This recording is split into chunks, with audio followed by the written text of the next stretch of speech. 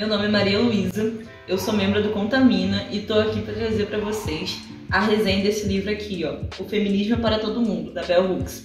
Livro maravilhoso, que foi o primeiro que a gente leu no nosso novo projeto, o Contaminando Sua Estante. Então, essa resenha vai estar dividida em 3 partes, que são o que é feminismo, classe e raça, e como esses dois conceitos se relacionam ao feminismo e direitos reprodutivos. Então vamos lá. Muitas vezes, se você perguntar na rua para alguém, assim, leigo, que não tem conhecimento da teoria feminista, você vai receber respostas do tipo: o feminismo é um movimento anti-homem que quer colocar a mulher como superior na nossa sociedade. Está completamente errado. A própria autora desmistifica essa concepção logo no comecinho do livro, aqui na página 13, na seguinte passagem que eu vou ler agora. Queria que tivessem esta simples definição para ler repetidas vezes e saber que feminismo é um movimento para acabar com o sexismo, exploração sexista e opressão. Adoro essa definição. Adoro porque afirma de maneira muito clara que o movimento não tem nada a ver com ser anti-homem. Deixa claro que o problema é o sexismo, e essa clareza nos ajuda a lembrar que todos nós, mulheres e homens, temos sido socializados desde o nascimento para aceitar pensamentos e ações sexistas. Então, dessa passagem a gente consegue extrair 2 coisas. A primeira, não tem nada a ver com colocar a mulher como ser superior na sociedade. Tem a ver com colocar a sociedade inteira em pé de equidade, de forma que ninguém seja discriminado por conta do seu gênero ou qualquer outra característica que não tem nada a ver com as qualidades da pessoa. Tem a ver com acabar com um julgamento prévio atrelado ao seu gênero, como por exemplo, mulher no volante, perigo constante. Como se você ser mulher definisse se você vai dirigir bem ou mal. Não, isso não tem nada a ver. Só contribui para um pensamento de que você nascer mulher vai te fazer ser ruim em certas coisas e o homem vai ser superior. O que está completamente errado, né? Nenhuma característica inata, assim, a não ser a sua própria vontade ou o seu próprio empenho vai te fazer ser bom ou ruim numa coisa, de forma simples assim. E a segunda coisa que a gente conclui a partir dessa passagem é que os homens são sim aliados à luta feminista.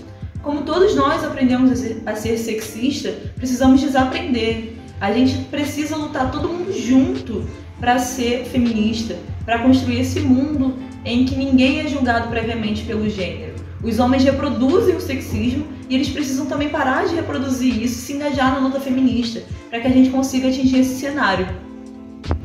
Nesse sentido ainda, tem 2 coisas que vêm a ser muito importantes, que são classe e raça. Por quê? A autora coloca que não há como a gente fazer essa libertação para que as mulheres sejam vistas em pé de igualdade se a gente primeiro não acabar com a exploração de classe e o preconceito racial. Por quê? Esses 2 fatores, eles contribuem para que uma pequeníssima parte das mulheres somente sejam agraciadas com as conquistas do feminismo, que são as mulheres brancas e de elite. Por quê? Porque se a gente continua explorando mulheres, colocando elas em situação subalterna por conta da classe delas, por elas estarem numa situação de vulnerabilidade econômica, essas mulheres continuarão sofrendo as mazelas dessa nossa sociedade. A gente só está elevando um pequeno número para que esteja em pé de igualdade com os homens, o que é uma ilusão.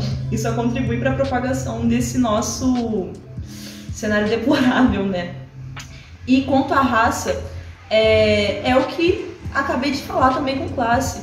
Não tem como a gente continuar só elevando mulheres de um certo tipo. O feminismo tem que agir de forma geral. É a solidariedade, a unidade entre as mulheres, de forma que cada uma proteja os direitos das outras, que vai dar a solidez a essas conquistas. Senão, tudo que a gente conseguir em termos de direitos, em termos de deveres e tudo mais, vai ser instável, porque só uma pequena parte tem acesso a isso.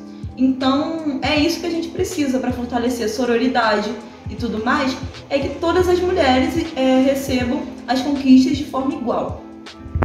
Por último, outro tema central desse livro são os direitos reprodutivos. E aqui eles são tratados de maneira ampla, porque a gente já está acostumado a escutar em discussões e debates feministas a respeito de planejamento familiar, né, que seria o acesso a contraceptivos, o que é realmente muito importante, ao direito ao aborto e tudo mais. Mas aqui ele trata também de um assunto que eu acho muito importante, que é a possibilidade de se ter um acompanhamento e apoio durante a menopausa e a velhice. Por quê? A gente tem que entender que quando a gente nega essas duas coisas para as mulheres, a gente está passando uma mensagem subliminar de que elas só são úteis, que elas só são dignas de atenção quando elas são sexualmente ativas, ou seja, quando elas podem ter filhos, o que acaba por objetificar a mulher, né? Tornar ela apenas uma fábrica de crianças. E também temos que lembrar que é justamente na velhice e na menopausa que a mulher se encontra na maior vulnerabilidade da vida. É quando fisicamente nós já estamos mais debilitados, né? Não necessariamente, mas é um momento de fraqueza. Nosso organismo já está velho e tudo mais. É também um momento em que acontece uma grande confusão de hormônios, sabe? Assim como a menarca, né, que é a primeira menstruação, traz uma mudança hormonal muito grande, a menopausa também, porque você vai perdendo aos poucos uma certa produção de hormônios. Então, você ter, por exemplo, o acesso gratuito ao acompanhamento de um ginecologista geriatra para você receber a reposição desses hormônios e tudo mais, é de fato importantíssimo. É mostrar que a gente ainda se importa, é humano. E, agora indo para a parte mais clichê, que é a parte de planejamento familiar, a gente tem que entender que a libertação é muita coisa que a gente tem que entender, né? A libertação feminina passa por um fator central, que é a libertação sexual. A mulher deve ter a escolha de ser ou não sexualmente ativa, e isso só pode acontecer com acesso gratuito e facilitado dos meios anticoncepcionais, da pílula, da camisinha e também da educação sexual, que atua de maneira preventiva, mostrando onde estão os abusos, os limites e o que é o não saudável nesse contexto. E, segundo a autora aqui nesse livro, ela traz um posicionamento de certa forma polêmico, que essas duas medidas, né, o acesso a contraceptivos e a educação sexual, acabariam por reduzir os abortos. Isso de fato é verdade.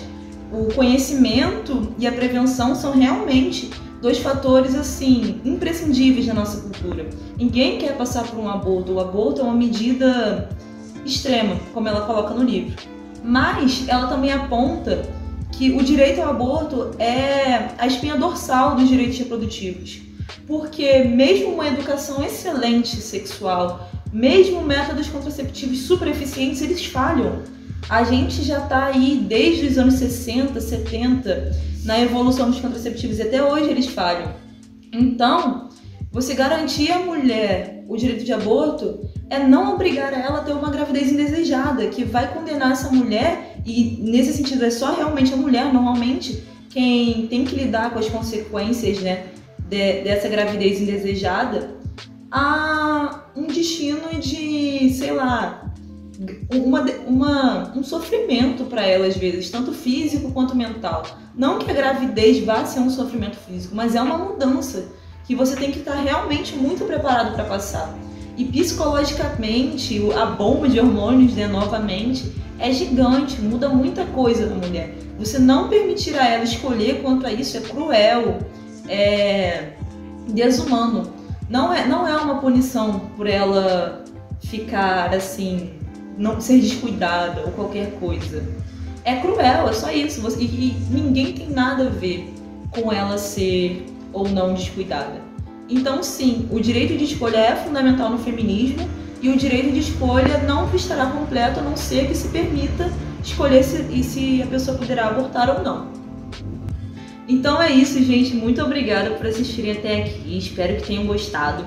Se vocês tiverem alguma coisa a acrescentar, a gente pode continuar esse debate aí nos comentários.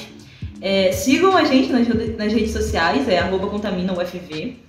E continuem ligados, porque assim como veio a resenha desse livro, virá de outros maravilhosos pela aí. Eu tô muito ansiosa para vocês verem as novidades. E é isso. Tchau, até a próxima.